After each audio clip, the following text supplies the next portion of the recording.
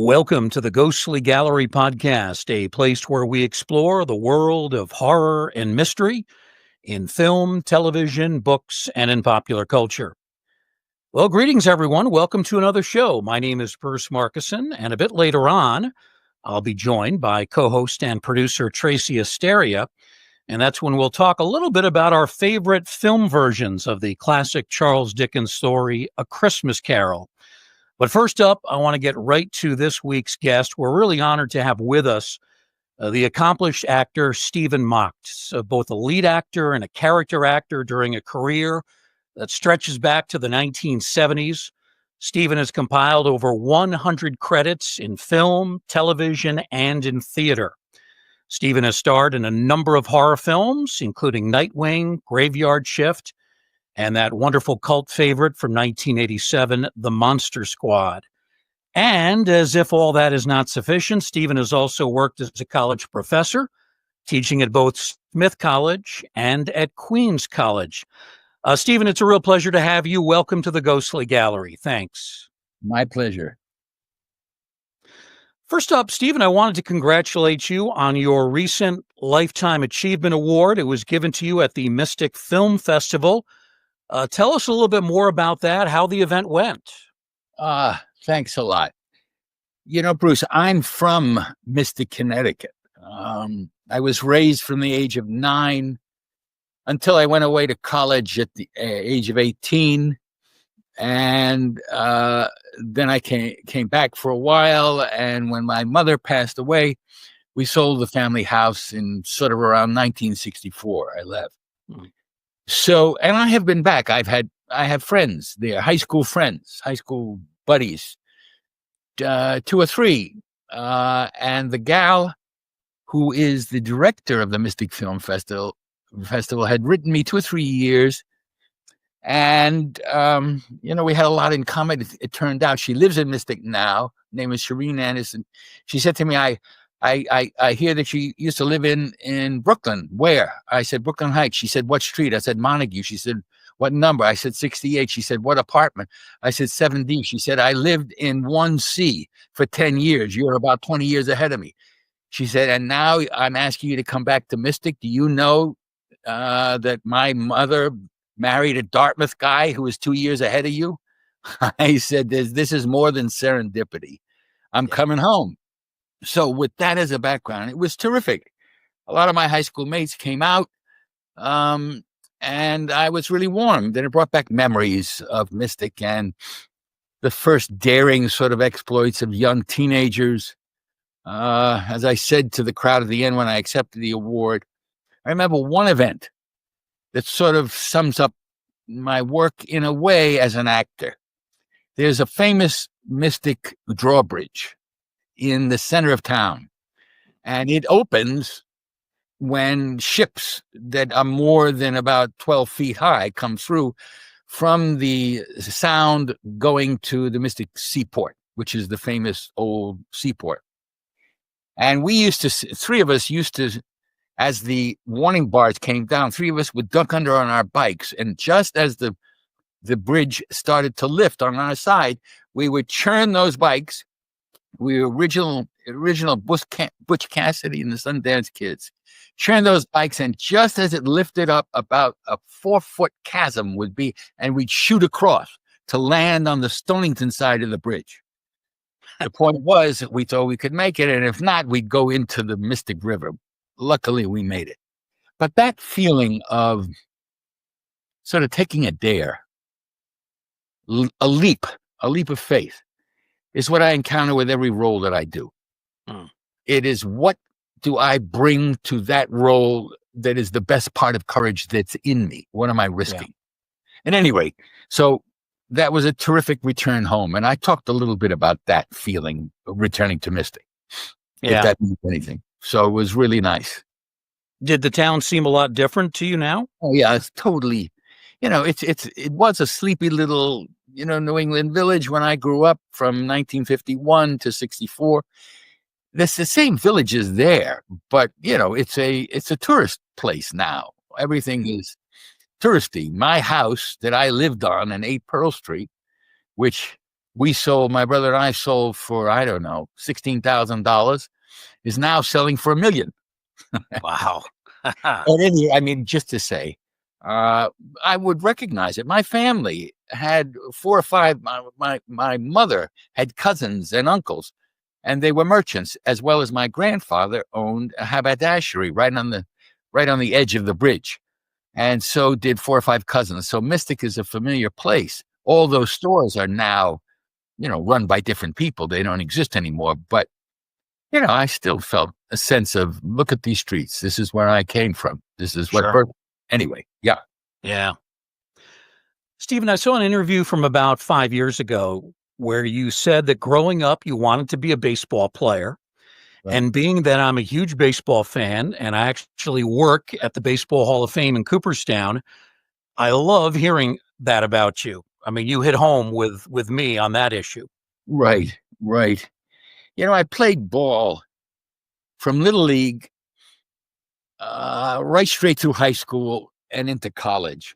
And, I think I took all of my energy and I just lost a father. So when I moved to Michigan, I was 9. So those Little League years, I had a lot of pent-up anger, a lot of pent-up energy.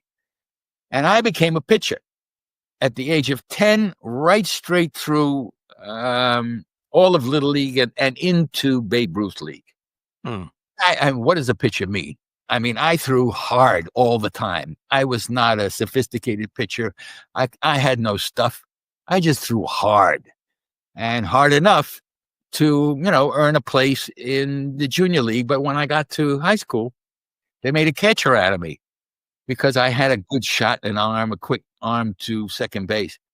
And I was a hitter, and I thought I was good.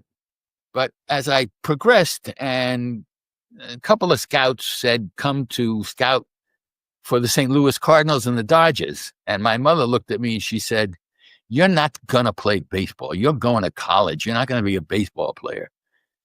So, and my eyesight had started to fade at that time. And catchers at that time were not wearing glasses. The masks were not there. People didn't wear glasses as catchers. So I started to really fade out. And my dreams of being a baseball player sort of ended there. And when I went to Dartmouth and tried out for the freshman team, I was competing against guys like future Brad Ausmuses coming out of schools. And I was never in that kind of class.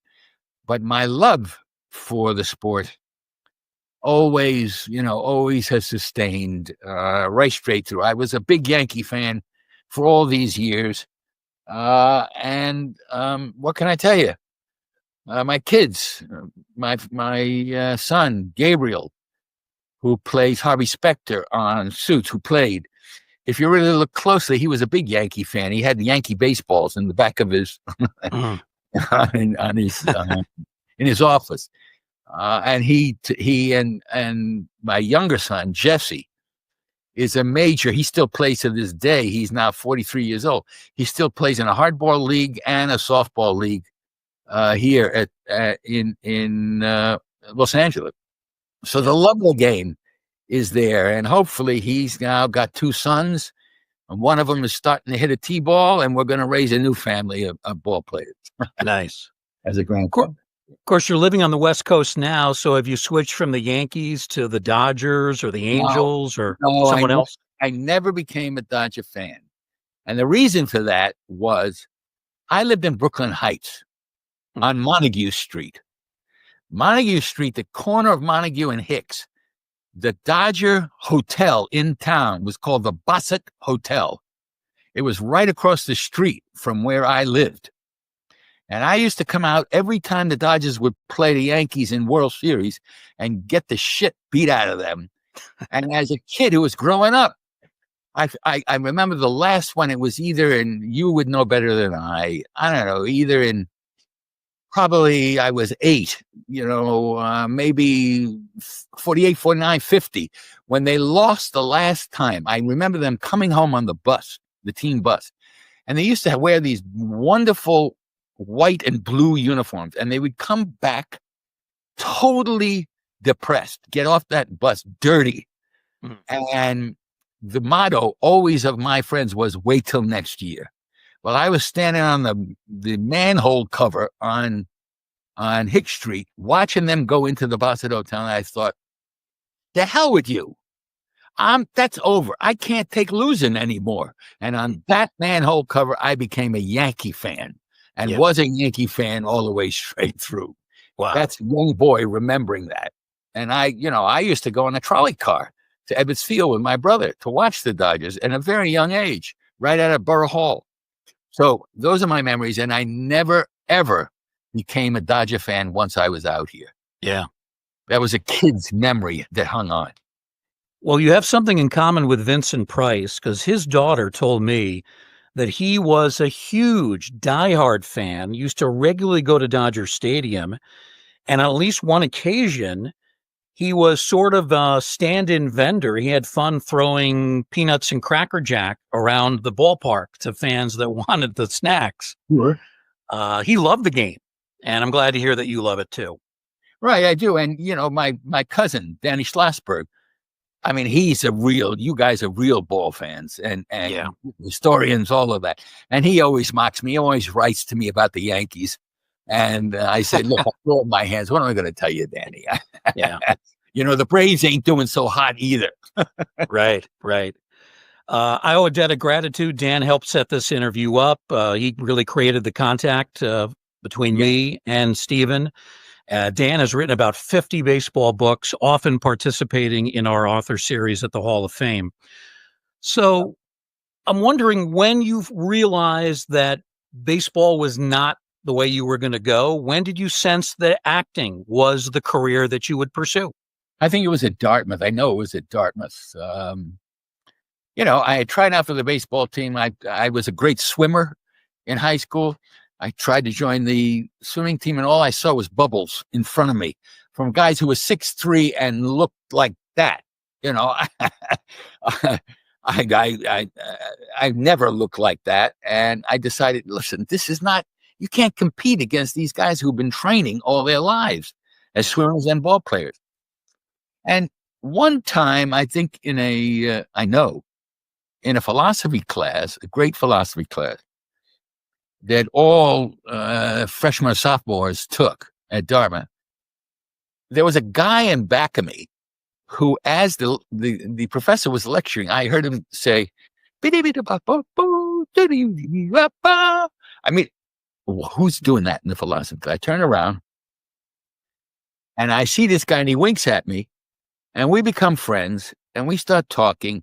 And he says, look, from what I know of you, I'm writing because Dartmouth had one-act play contests every year to keep the guys, invested in the school. There were no women at Dartmouth. It was only the nursing school and wives of professors.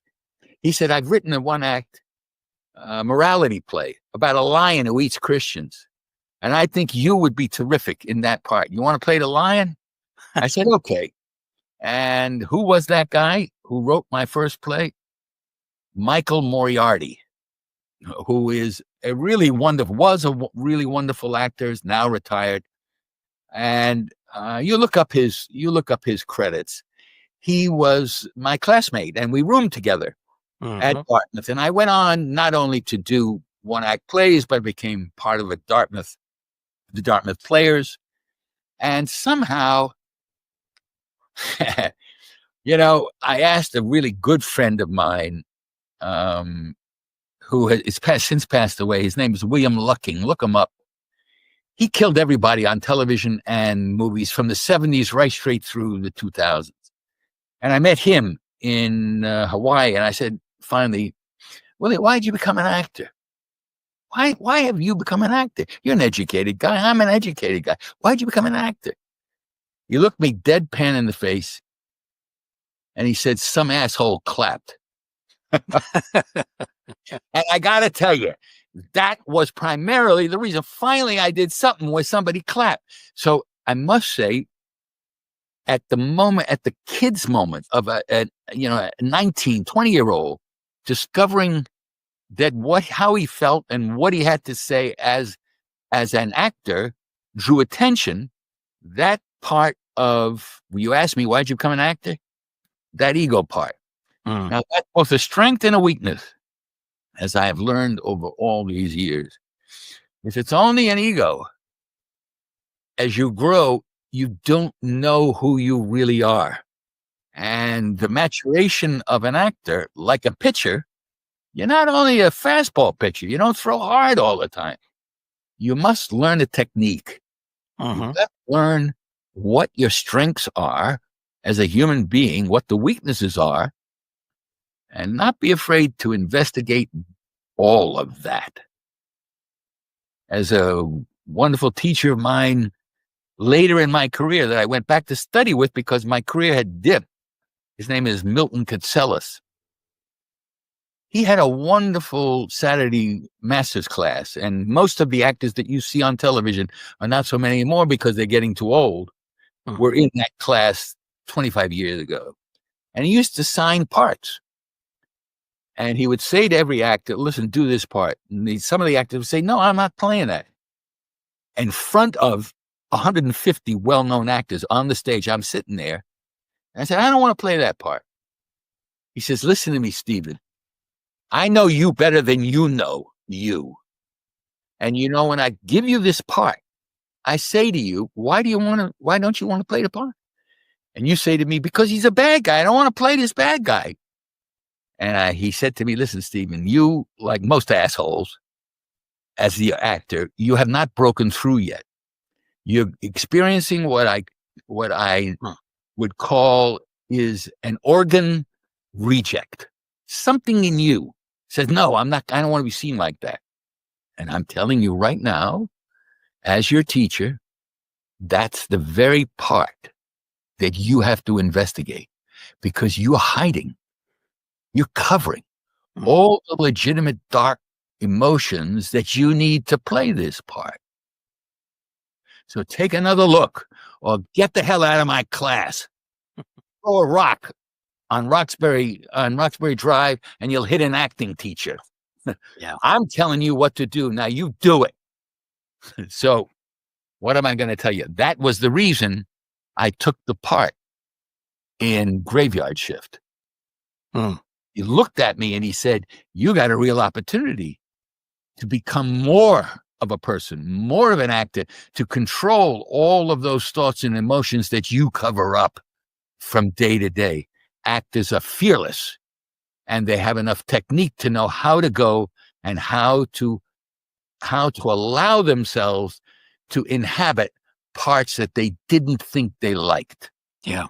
So I'm telling you, that's already, I was already here in LA for maybe 15, 20 years before I ran up against that guy who was in touch with the ephemeral, probably the gods of the stage. And I was lucky, finally in my life, to meet a very demanding, wonderful human being who really did know more about me than I knew about me. Yeah. And he was there for. And that's what every actor who trained under Milton, they all experienced that kind of boring in and saying, do you really know who you are? You probably don't. And you don't keep up to snuff as the years go by. So that you are using the strengths of your total personhood as you age. And so you never, ever run out of gas.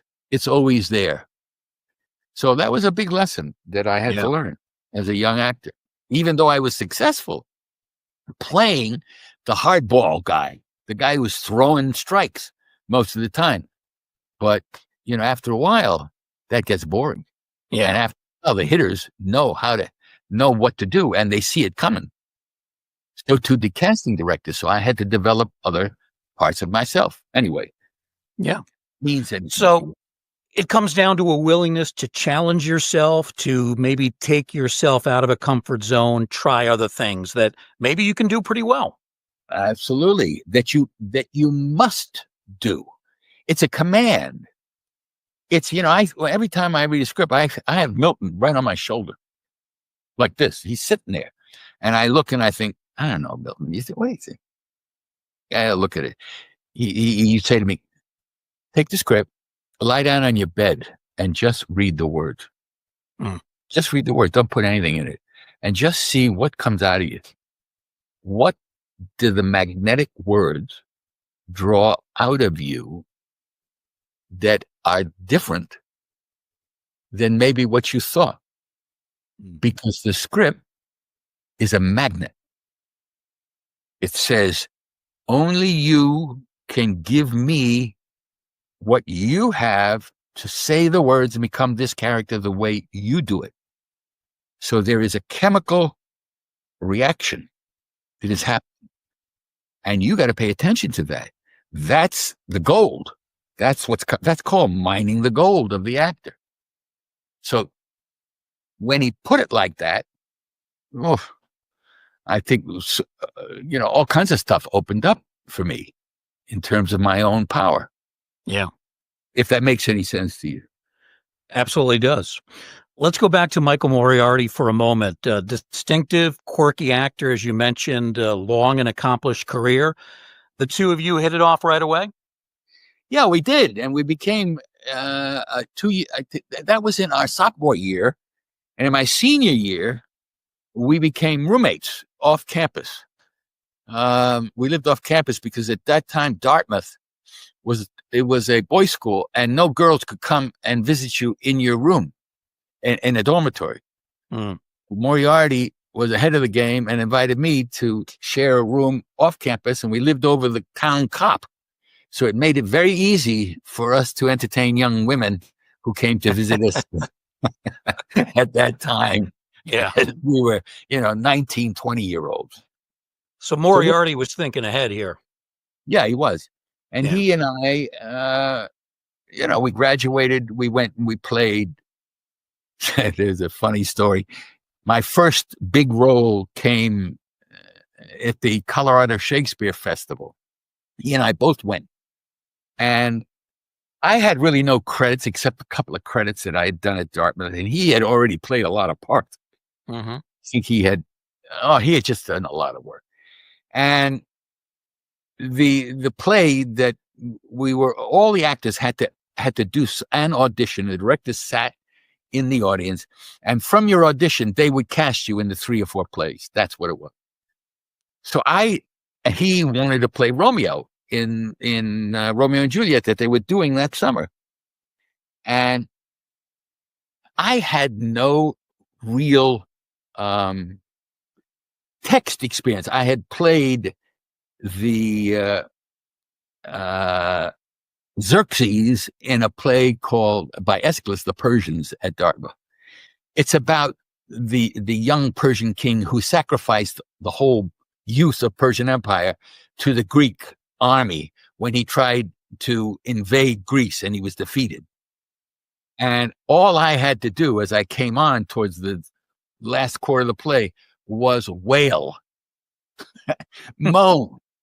And I had played that part, but there were hardly any words to it. It was moaning. It was, and I somehow, when I look back at my youth, somehow they said, well, you have to audition. I was ready to read for Romeo, but they didn't want that. They wanted you to do something that you had done. So I gave the script to the stage manager. All the directors were out there, and the stage manager was reading my mother's, the queen of the Persians, the offstage role. And my responses were, and I moaned and wept for about 2 minutes. And I'm looking, as I finished, I looked and there was silence. I don't know how I had the balls to do that, but I just did because that's what I had. The casting came out, and the director who directed Romeo comes up to me and says, Stephen, you're the best wailer moaner I have ever had. You had the balls to do that. I'm casting you as Romeo, and I'll teach you how to act that part. Well, Moriarty really, that didn't go over well with him. He played Tybalt in that thing. And I said, Michael, listen, I know you wanted the part. What am I going to tell you? They want me to play, but I'm going to play the part. So, Yeah. and it was that kind of experience that we experienced together. And then he went on after that. He went to Lambda as well as we graduated from Dartmouth, and we went and studied together. He studied a whole year there. I had to cut it short because my mother became ill and I had to come home. I was with her for about 10 months until she passed away. And then I began my career in Boston with small part. Yeah. Anyway, that's history. Yeah, it's not easy losing both parents before you've entered into the professional world. It's a difficult circumstance. I was 22. My wife and I were married in the cancer ward in front of my mother. Wow. And she passed away 10 days later. So, but I had made the decision by that time because I had tried, I had worked a little bit in professional. I acted in Boston opposite Dusty Hoffman in small plays in, what was it called? A couple of plays. I forgot the name of them. Oh, and in a Beckett Endgame, I played Nag in the ash can, and in another one. And then I'd gone to Hartford and played a couple of roles. Then I came to New York, and for about 4 months, I couldn't get any parts. And the only sustenance that I had was this relationship with my wife-to-be, who was at Boston University. And finally, after I had applied for a stage manager, assistant stage manager, and understudy for all the male roles in an off-Broadway version of Bernard Shaw's Arms and the Man, and that meant I had committed to learn almost the whole script because the male roles talk through the whole thing. I had asked the stage manager if they could pay me $15 a week. That was in 1963. And he said, well, for that, you have to meet the producer on the weekend. And I think it'll be all right. So I met the producer. He said, sure. So I came back on a rainy Monday morning for rehearsal. And as I started to come into the stage door, the stage manager came out and says, I'm sorry, Stephen, we found somebody who would do it for nothing. And at that point, I thought, I'm not willing to do this for the rest of my life. In order to get a role, it's not feeding me. Yeah. So a mentor of mine at Dartmouth said, Stephen, you're really a bright guy. Why don't you go get an MA and a PhD, and then you'll have something solid that you can teach for the rest of your life. An MA is no good. So I went and got an MFA in playwriting and then a PhD at Indiana University and trained and went and wrote my dissertation on the history of that acting school that I was forced to leave in 63 because my mother was sick. I went back in 68 with my wife, had 2 kids by that time. And I wrote this dissertation on the acting training at the London Academy of Music and Dramatic Art, which was, I discovered, the oldest extant acting school since 1868. And so my history of the school tracked all the training methods that were ever taught at that school, from the beginning as a school for opera singers to learn acting, all right up to 1968. Anyway, that earned me, my first job at Smith, teaching acting and literature, and then at Queen's College. And one of the guys who had trained me in England somehow became the chairman of the department. He was a world famous writer about Shakespeare and how to act Shakespeare. He became the chairman of the Department of Drama at Queen's College. And he called me up when I was at Smith, the end of my Smith, and he said, listen, there's an opening here. All you got to do is teach from 8 to 10 in the morning. You're the low man on the totem pole, direct one play, and the rest of the time, I know you want to be an actor. Whatever you do off Broadway or on Broadway, I will take that as your professional credits. You don't have to write. I'd already written 2 or 3 articles. And he became a real mentor of mine. And so began from 70 to 75, all my off-Broadway and Broadway career, small parts building to a big takeover role in a play called When You Coming Back, Red Rider, Hmm. which earned me the attention of the new Stratford, Ontario Shakespeare Festival young English director. He flew me up to Stratford and offered me all the lead roles in 75. I played, um, I played Orsino, the lyrical prince in, If Music Be the Food of Love. It'll come to me. I played Dunois, who was the army commander in St. Joan, and I played Proctor in The Crucible. And that earned me, Universal Scouts saw me in that Proctor and signed me right off the stage. Hmm. And Queen's College awarded me tenure for that. And my mentor said, look, go ahead, take the Universal contract, go to Hollywood, see if you can make it. And if it's no good within a year, I'll hold your tenured line open, because they were experiencing a fiscal problem. So at any rate, we went to California, and my career was launched. Universal hand-fed me all the roles. I was under contract. Yeah. And I did all the television roles and a miniseries called The Immigrants. I starred in all of that. And I had some the casting, the head of young talent, because they were the only studio that still retained a stars under contract, training them. All the other studios had ended that. And when I was there, I had 2 years of being really taught, behavior, and my craft started to come along, and I became very successful from I was there 1977, 78. And then the Young Star program finished. But by then my career was launched, and I went on to, play all kinds of stuff during the 70s and 80s and 90s. Yeah. So that's how I got there. I got here. Fitting in with that time frame, 1979, your first horror film called Nightwing did not do well at the box office, but has gained something of a cult following over the years.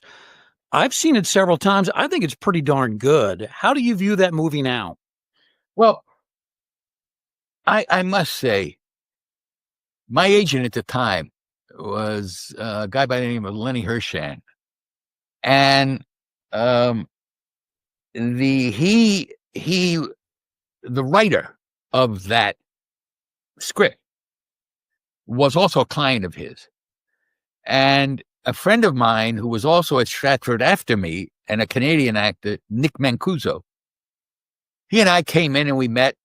And Arthur Hiller was the director, who, for the most part, had directed very light, love comedies. And right in front of us, Hiller and I forget who was Marty Ransohoff was the producer of that. But the writer said, listen, Stephen, Nick is a little more street than you, so I'm going to cast him as the young Indian sheriff, and you are a little more, a little more educated, more sophisticated. You'll play the head of the tribe that's trying to sell off the oil lands. But I did a hell of a lot of work on what was going on, the traditions, the mysticism behind it. And, at that time, American actors could play ethnic parts. Right now, I would not be able to play an Indian part. It was politically incorrect. Sure. So I took the part, and I did a lot of homework on the piece. And my feeling about the piece was that halfway through the shoot, I went to Arthur and I said, Arthur, why are you doing this? Why are you doing this thing? What is it that drew you to it? And he said to me, I don't know. I just thought it would be an interesting thing to do. And I said, there's a lot of subtext, Arthur, that we're not getting at. that's currently going on. It's not just, the Indians are spiritual people. And it's not just the modern guy who is trying to profit off of that. There's much, he said, listen, Stephen, let's just tell the story. So when I look at that, I feel that it was not that I didn't enjoy doing it. I met David Warner, and Nick and I became friends. But I felt on a scale from 1 to 10, it was probably about a 6 in terms of mining what it could have been. Yeah. And, at the time, there are not a lot of special effects that could have been used. And if somebody revisited that, I think it could be a mythical, really wonderful story. Much more powerful than what we did with it. Yeah. Anyway, that's my feeling. I don't feel that coming to Graveyard Shift. And a lot of people didn't like that part, didn't like that movie, and a lot did like that. I still go to these horror conventions.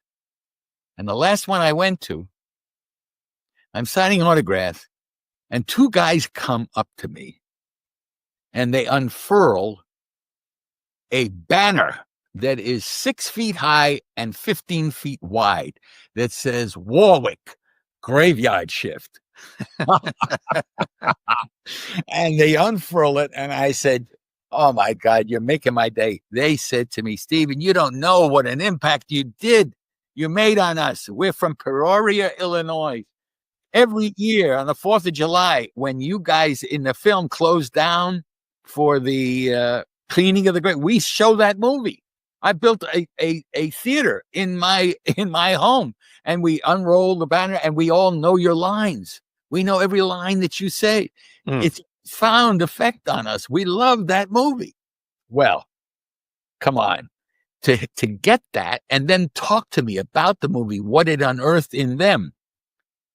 There are a lot of people who when it first came out, they nailed that movie as well. But in time, there have been several younger critics who've rediscovered what that was all about and why, and revisited my part in that and what they really liked doing it. Yeah. For those who haven't seen Graveyard Shift, Stephen is the lead. He plays this character, Warwick, who is the foreman and operator of an old mill that's really infested with rats.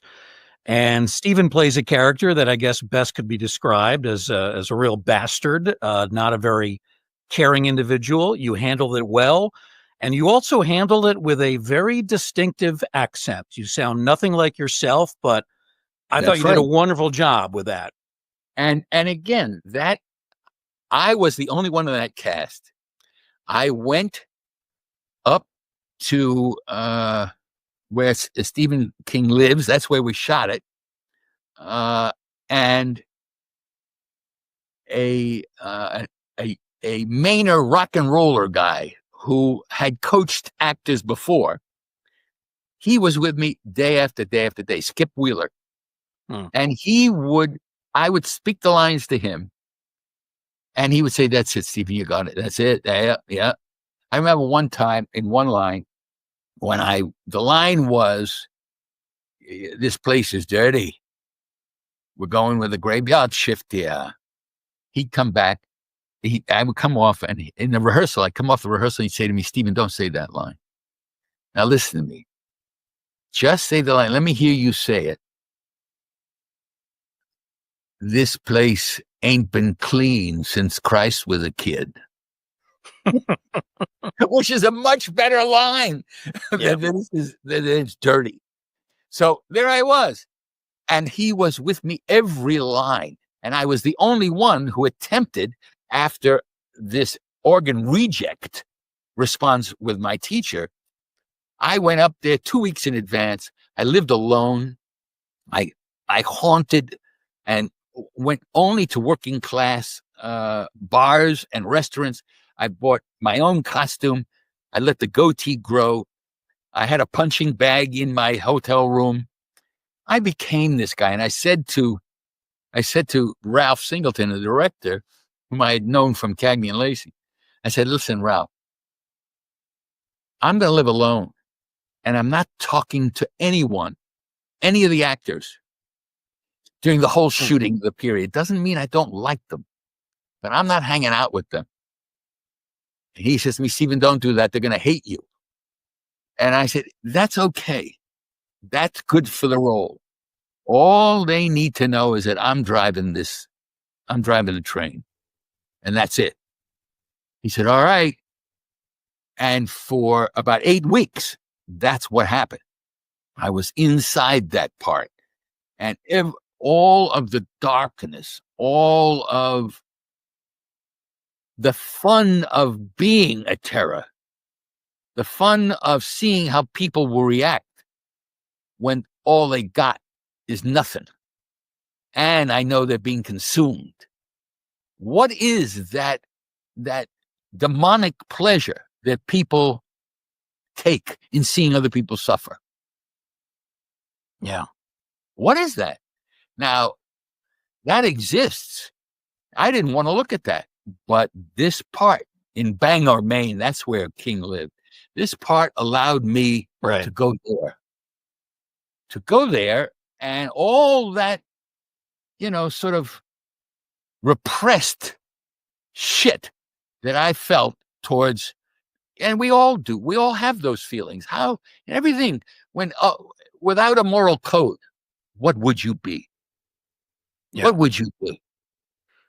Well, that monster came alive in me in that script. And, as I say, we might talk about La Monster Squad. It's just my job to act. I don't have to be morally relevant. I don't have to pussyfoot around and make him more than he is or less. He was a usual. And he enjoyed it. And he did it with a sense of humor as well. He had all kinds of facets to the guy. It was a real experience for me. Yeah. I think I held on to it too long because when I came home and finished, I still had the goatee. And after about a week, my wife said to me, get the hell out of bed. You're not getting into bed with that goatee anymore. And you're that guy. You got to get rid of that guy. He's not coming home here. Right. One of the other actors in that movie, another great horror actor, Brad Dourif. So I guess you didn't really get to know him because you were separating yourself. No, we only had that 1 or 2 scenes together, Brad Dourif. But the guy who I did get to know and we've become friends is Andy Devoff. Andy, you should bring him on your program. Andy went on to do The Wishmaster, all of that stuff. He has a big career, and he played sort of my right-hand guy. And he and I hit it off. He enjoyed all the stuff that I was doing. He was a younger actor. Yeah. He played that part. And then, it's gone on to be starring a lot of, B movies as I did. Anyway, so what else? Yeah. Well, let's jump to 1987 and that little film that you referenced, The Monster Squad. It's a movie that bombed in theaters, lost money for the production company. But over the last 20 years, it has become an enormous, and I mean enormous, cult favorite. Documentary's been made about it. You're featured in it. Yep. How much fun was that to make this film featuring those old monsters from Universal Studios? Again, it came to me. I'll tell you how it came to me and what I thought about it. I had just done a pilot for ABC, and we had shot 6 episodes, and it was highly, highly touted in the press. It was called The American Dream. Barney Rosenzweig was the executive producer for the first part. It got the pilot. I shot the pilot with him. And then he was fired because it was an actor strike, and he and Ronald Cohn couldn't come up with scripts. And the studio hired some other people. And I had been very successful in that role. And it was touted as a major series. It came up competition against Aaron Spelling.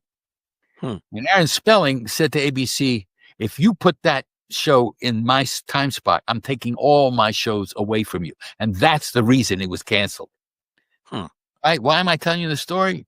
Because I get a call from my agent. They said the guy's producer and Shane Black, who wrote the script, and Fred Decker, who directed it, and Peter Hyams, who is the executive producer, want to see you for this role.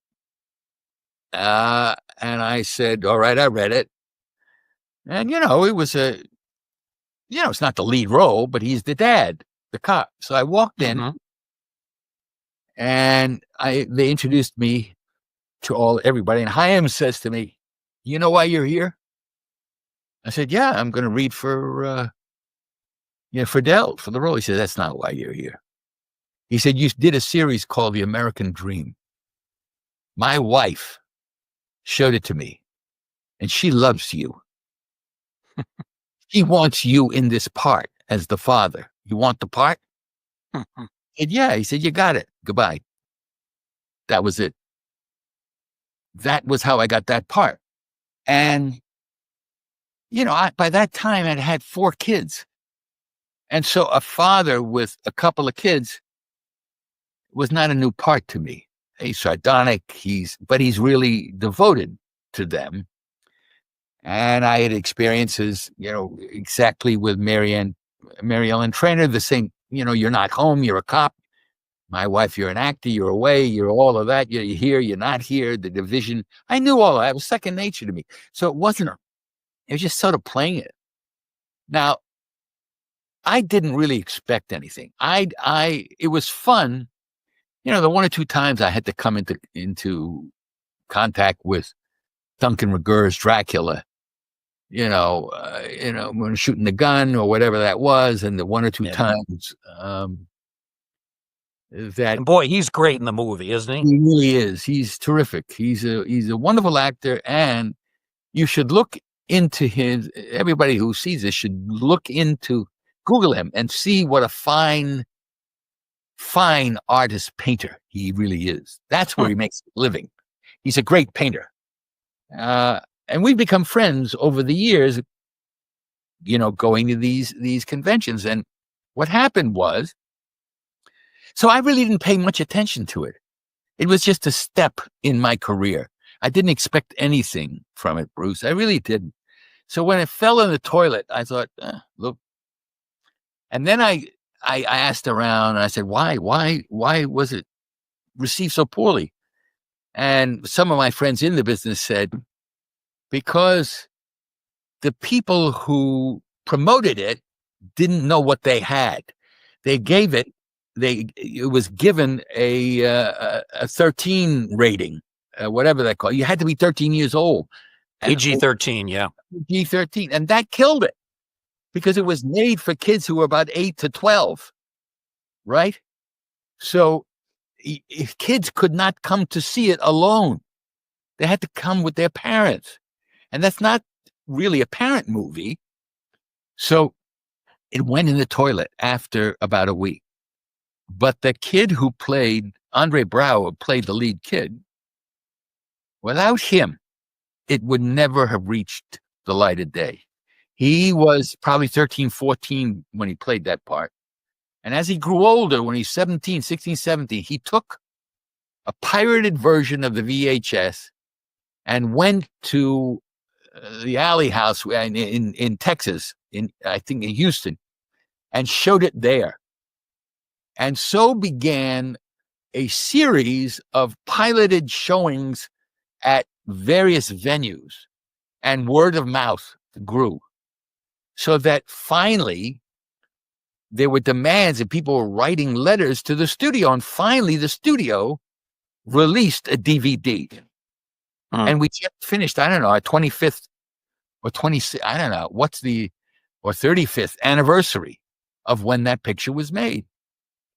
So now there are like 4 or 5 generations of people who come, who, they have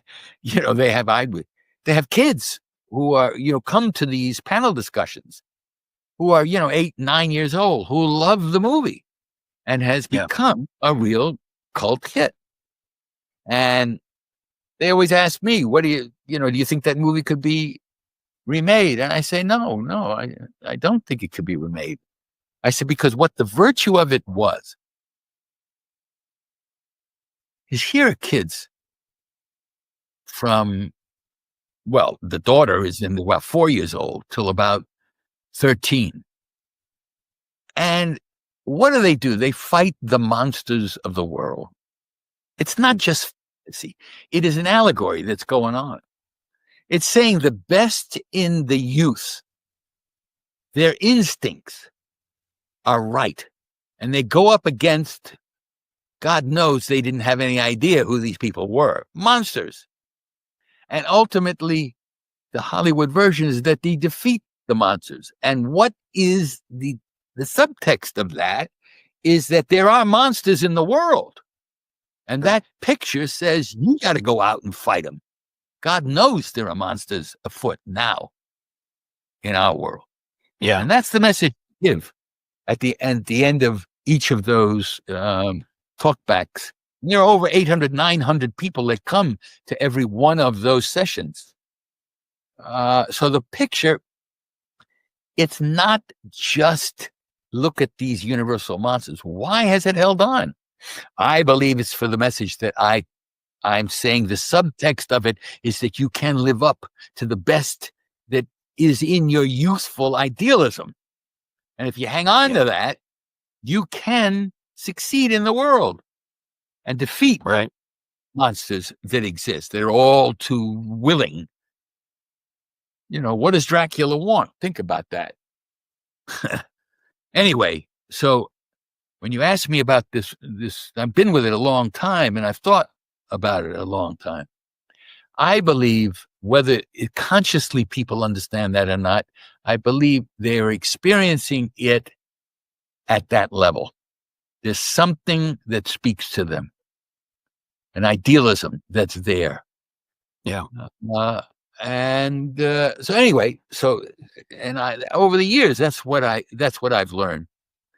And to be known, it's interesting to be known for my career, for Graveyard Shift and Monster Squad. I mean, and I've done a whole host of other stuff. I find that, ironic that, and that most of my residuals, interesting, come back from those two movies that are constantly being watched. As my daughter says, you want to see my dad? To her friends, and she's 60 now. So you want to see my dad? Stay up till 2:00 in the morning. You're likely to see a rerun. Anyway. Yeah, in that film, Andre Gower, who plays your son, he's the leader of these misfit kids who are bullied and rejected, and they really kind of overcome and they overachieve. And this is one of those movies that people say it has a lot of heart. That's right. You think about the Monster Squad, and I think maybe that's another quality why this film has staying power. It has a lot of heart to it. People root for the kids and stay with them. That's right. Yeah. That's right. It does. Stephen, I have two more questions. The guy who went out. He made the documentary. Yes, Wolfman's Got No. That's right. He did a great job with it, too. Stephen, before we let you go, I want to ask you two more questions. You've done some sci-fi during your career. You've done episodes of Star Trek, Deep Space Nine. You've done Sliders. You did a very underrated show that I loved, Millennium. Is sci-fi a genre that you found comfortable to work in? Well, yeah, because I always used to put it this way. The form, sci-fi, usually was what's called a melodrama. There are good guys and bad guys. Right? You root for the good guys and you hate the bad guys. And part of what drew me to sci-fi, to play the bad guys, was I'm a stage-trained actor. I've played a lot of Shakespeare, and I found in sci-fi I could use those, especially in the bad guys, I could use those surfaced emotions that I have learned over the years and use them in those roles. There's one part in Sliders. I played a Cro-Mag who was like a Nazi. And it was a really interesting part from my point of view because it surfaced a lot of stuff and then a transition into something else. I loved playing that guy. And I really enjoyed doing all of that. And I don't know whether you know the story. I mean, there's one big mistake I made in my career. When I was at Stratford and I played Proctor in the Crucible, there was a young woman who came to me. She said, if you ever come to Hollywood, you look me up. I am Gene Roddenberry's head writer. Hmm. When she spoke to me, I didn't have a clue who Gene Roddenberry was. I mean, who the hell is Gene? I had no idea. I mean, I'm a classically trained actor on the Stratford stage. So I come out and I worked 3 or 4 years, 5 years, and I receive a call from her. And she says, Gene wants to see you. You should come in. So I come in and I open the door and he says to me, Dorothy is a big fan of yours. You're lucky. She said, she showed me everything that you've done on tape so far. I had played Max Schmeling, the boxer. I had played an immigrant in the miniseries. I played a lot of stuff on television. And he says, you're my next Picard. I said, what? He said, that's why you're here. I'm telling you, you are my next Picard. I said, Gene, I don't think I really want to do this. He said, what are you talking about? I said, well, the other one was just done. It's over. People are not expecting anything to come of this. Plus, I don't want to speak to people with 10 heads for the rest of my life. He says, it's not about that. I said, enlighten me. I mean, I had a lot of piss and vinegar as a younger man. He says to me, Stephen, you're a Jew, aren't you? It's about Moses going into the wilderness to find what can his people weather the trials and tribulations before they reach the promised land. I said, what? I said, that's got nothing to do. He said, I'm telling you, that's the part. I said, so if you're such a big shot, just offer it to me. He said, I'm trying to do that. All you got to do is come in and meet the studio head. So we go in to Paramount, and there's a bunch of people in the room, all of his executive producers and all that. We talk, and finally Rick Berman says to me, Stephen, you sure you don't want to read this? I said, Rick, here he is. Meet the writer. He told me I didn't have to. You see what I'm going to give you as the guy. This is him. This is what I'm going to do. So as I walk out, everybody, goodbye. I walk out, there's a bald guy in the anteroom, ready to go in and read. So Patrick got that part. Yeah. Because Rick Berman convinced him I was not the right guy for that. Some people think, had I been cast, obviously would have been a totally different guy. He would have been a Moses who had himself to learn, but who had an undying urge to succeed and to bring his people to the promised land. Now, had I known what I have discovered, because I went back to school 13 years ago to become a rabbi and didn't have enough Hebrew skills, and I took an MA in Jewish studies and became an ordained chaplain. Had I known then what I know now about my own Jewish heritage, I would have taken that role like that. Yeah. What am I going to tell you? It's a mistake. And karma came back to haunt me, because 2 years later, when I was out of work, I accepted to play in the head bucket opposite Boxleitner, whenever he was the commander. It took me 3 hours to become that. I was out of work. I needed the part. They offered me this part. And he comes up to me, knocks me on the head, and says, Stevie, is that you in there? And I said, we had done that Kingston not Kingston, but the Scarecrow and Mrs. King together. I said, Bruce, thereby hangs a tale, I'll tell you. So karma has come back. And I played a couple of other parts with head buckets on there. Yeah. So I'm saying is that, listen, you make certain decisions as you're younger and then you season as time goes on. But anyway, I enjoy talking about that. So that's my input. And if you really read Star Trek history, you'll find that as an anecdote. Right. How Patrick Stewart got that part. Last question, Stephen. You Yeah. had a chance to appear in 6 episodes of the hit show Suits, which of course stars your very talented son, Gabriel. Yep. That would have to rank, I would think, as one of the greatest thrills of your career. It is. And I'll tell you a little story and close out. It is absolutely, it's a transcendent moment for me, all 6 episodes. And I'll tell you why. In the first episode, when I came on stage to shoot with him, he comes out, we're starting to rehearse. He says, listen, Dad, there's a director in the booth there, but he's not the director. I'm the director. I know all your strengths and weaknesses. So I'm going to direct you. So I said, yeah. He said, so look, they put makeup on you. I want you to go back to the makeup trailer and have them take it all off. I want just you, your face, who you are. I know you, my father, and I just don't want any acting. I want you just to talk to me because you are never so powerful. In all my years as your son, when you're happy, when you're sad, when you're threatening, when you're just talking, this part, just do you. And I'm here for that. No acting.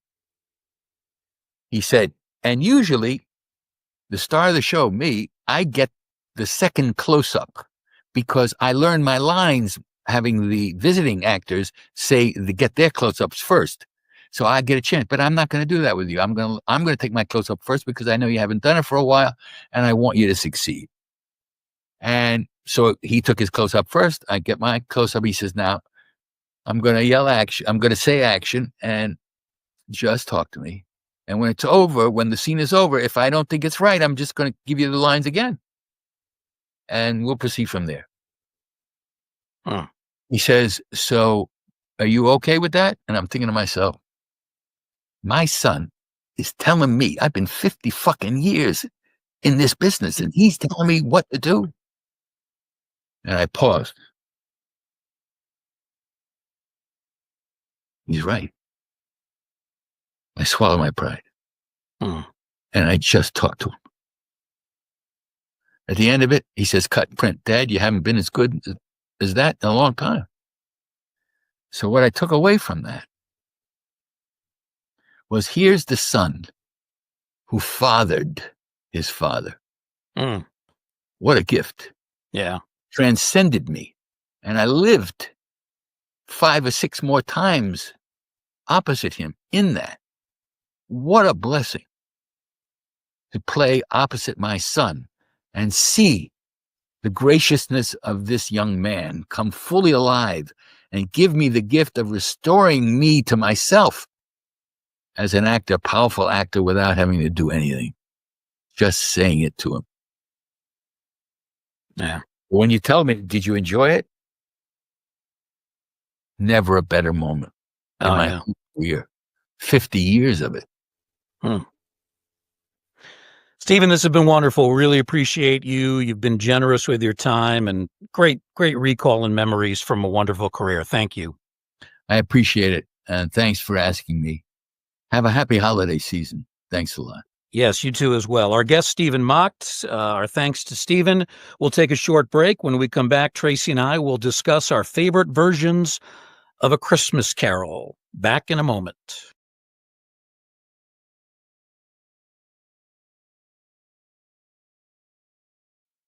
Welcome back to the Ghostly Gallery podcast. Again, our thanks to actor Stephen Macht for giving us a very entertaining hour of discussion of really an interesting career dating back to the early 1970s.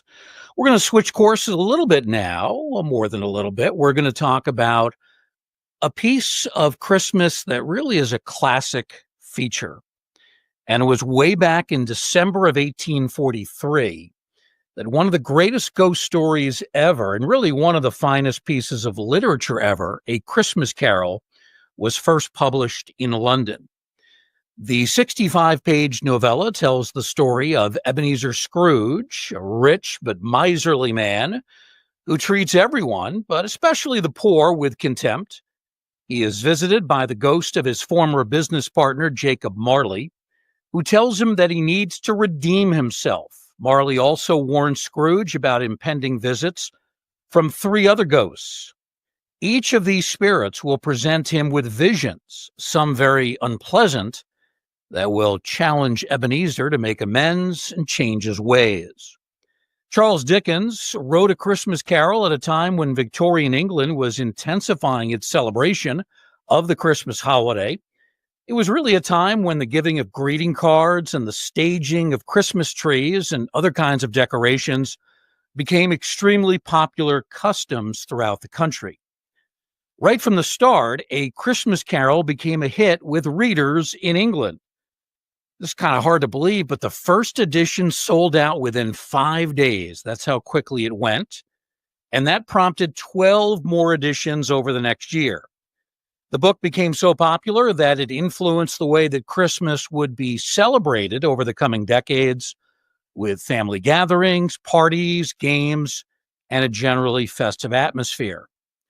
Remarkably, A Christmas Carol has never been out of print, not even once, and it has prompted more than 100 film and television adaptations.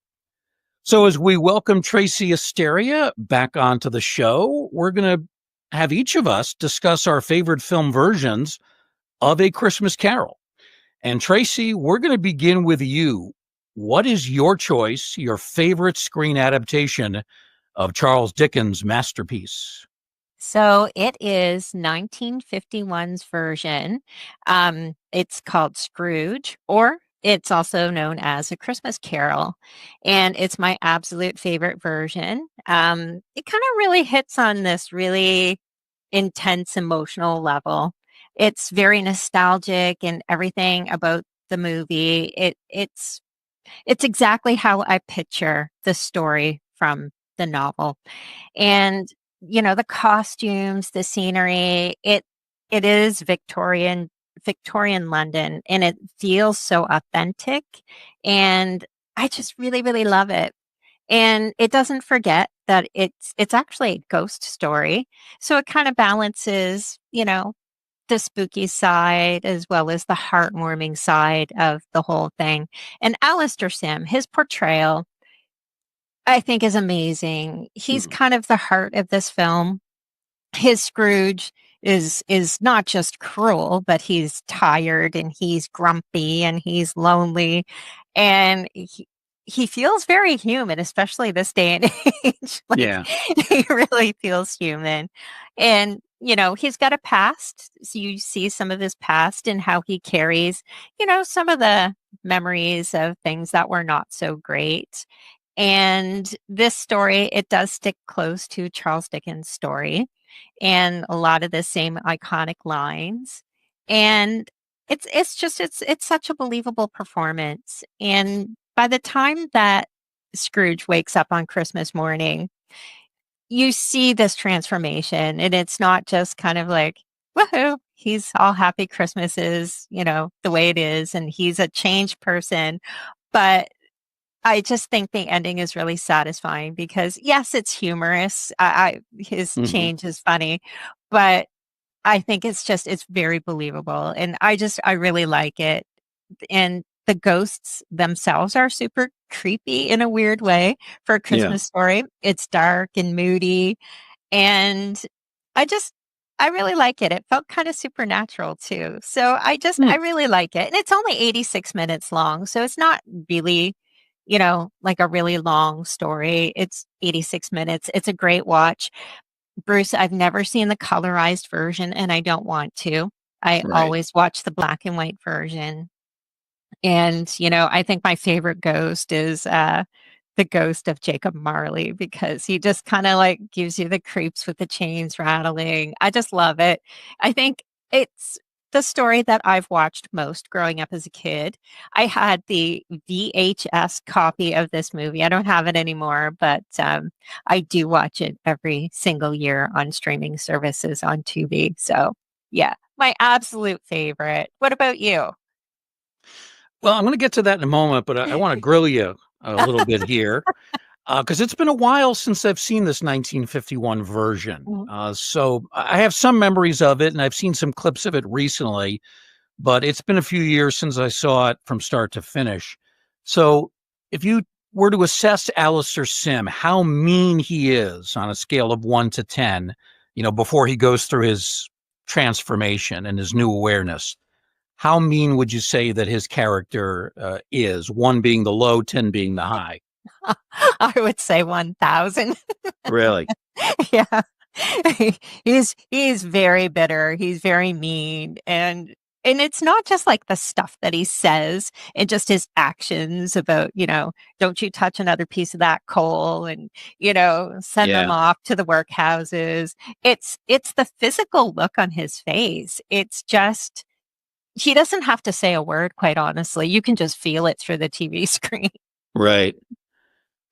Does he have any kind of humor at all throughout this? Some of it I find is humorous, Yeah. and even when he's being, like, really crotchety, like, some of his stuff is really quite funny, and at the end, just some of the expressions, like, again, on his face, he's like, "Oh my gosh, this is just so unbelievable," Yeah. and I think he conveys that really well, and what's really odd, Bruce, I've never seen Alistair Sim in any other production. So, Wow. this is the only place I know him from. Yeah. So, like, I just know him as Ebenezer Scrooge, and, yeah, he's not really, like, a grumpy guy. He turns out to be a good guy, and I think as a person, I think he was theatrically trained, and he's got a Yeah. lot of credits behind him, but, yeah, I thought he was really excellent. So if you were to give this a rating, is this a 4-star movie? Absolutely 4 stars, yeah. Yeah. Wow. Yeah, yeah. It's, I've seen a lot of different Christmas movies, and I've seen a couple of renditions of A Christmas Carol, but this is my all-time favorite. All right. Very good. So Yeah. 1951, the Alistair Sim version, and it gets 4 stars from Tracy. All right. My choice comes a little bit later on, about 2 decades later. For me, it's the 1970 film that actually is not titled A Christmas Carol. It is simply titled Scrooge. Great actor Albert Finney delivers one of the best performances of his career as the cruel title character. He lives in a particularly creepy house that is very dark and dim. The outdoor sets used in this film, beautiful recreations of Victorian London, and the special effects are surprisingly good for the era. Again, we're talking 1970, so 55 years ago. So a rather young Albert Finney is made to look much older as the character of Scrooge. The makeup they put on him, very effective. He looks like he's in at least his late 60s, if not his 70s. And as I said, he delivers a great performance as Ebenezer. This miserly man, really living a lonely existence, even though he's very successful from a business standpoint. So Finney is great, but another notable performance is turned in by Alec Guinness, and I'm sure, Tracy, you're familiar with him from Star Wars, among other productions. Guinness plays the terrifying ghost of Jacob Marley. He's the first of the 4 spirits to visit during what is a tumultuous Christmas Eve. And the chains that they have on him, the links to the change that he has forged in the afterlife, it's pretty incredible. That's great special effects or design work here. And he also kind of floats in the air. It's really, really well done. Also, there's a memorable effort by a lesser known actor, Kenneth Moore. He plays the ghost of Christmas Present. And he kind of looks like a king almost. He's not very scary, but very bombastic, full of holiday cheer and energy. But at the same time, he's able to get his message across to Scrooge that, things are going to need to change. Now, under most circumstances, I'm not really a fan of musicals, and this is a musical. But the song and dance routines are so well presented amidst beautiful backdrops that it really doesn't have much of an effect on the pace of the film. The story moves pretty quickly. It's got a good pace, good even pace. And I'll certainly happily accept the songs in exchange for the horror that exists here. And there are elements of horror, no question. The beautiful sets, the acting, which is terrific all around. And also, of course, the wonderful message of redemption contained within Scrooge. So I have loved this one for a long time, really since the 1970s. And I first became aware of it. My next door neighbors, the Taylor family, they used to have a tradition that whenever this was aired by the local station, I think it was Channel 11 WPIX, they always made a point of, clearing out their schedule and making sure that the whole family could watch it. And more than a few times I got invited to watch it as well. And that's where I really became familiar with this version of Scrooge. And I've watched it many times since, always enjoy it. I don't give it 4 stars, but it's pretty darn close. It's 3.5 stars for this Christmas classic. So I like it a lot, definitely. Oh my goodness. Bruce, I don't know if I've ever seen that version because I'm definitely not a musical kind of a person. Like I don't care too much for musicals, but maybe I'll have to find it and then give it a watch and see what I think of it. But yeah. Well, you can always fast forward through those, You do want to see the last song and dance sequence, because that's when the entire village gets in on the act. You have to see that. But some of the earlier songs, you can probably fast forward through those.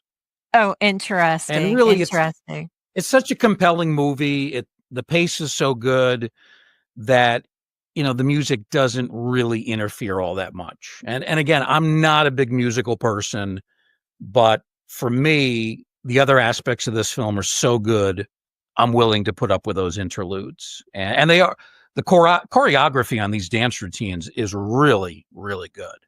And the music is very old fashioned and well done. So, if someone like me, who's not a musical person, can enjoy it, I think a lot of other fans can enjoy this too. Oh, good. I will definitely open up my mind and I will watch that one. I might actually put that one on this evening. That's a good idea. And I should watch the Alistair Sim version and catch up on that one. So Tracy's choice is A Christmas Carol, 1951, with Alistair Sim, 4 stars that Tracy gives that one. And it is a great movie. My choice, the film called Scrooge from 1970 with Albert Finney, and I give it 3.5 stars. Well, Tracy, we're glad you're able to join us for the tail end of the show. Thanks for your thoughts on A Christmas Carol, and let me know what you think of the Finney version down the line. Awesome. I will do that. Thanks, Bruce. All right. Our thanks to Tracy Asteria, who, of course, is our executive producer and co-host. Our thanks to our earlier guest, very accomplished actor, Stephen Macht. We thank all of you for listening and viewing this program, for joining us in this Museum of the Macabre. And we do hope we'll see you again next time, right here in the Ghostly Gallery.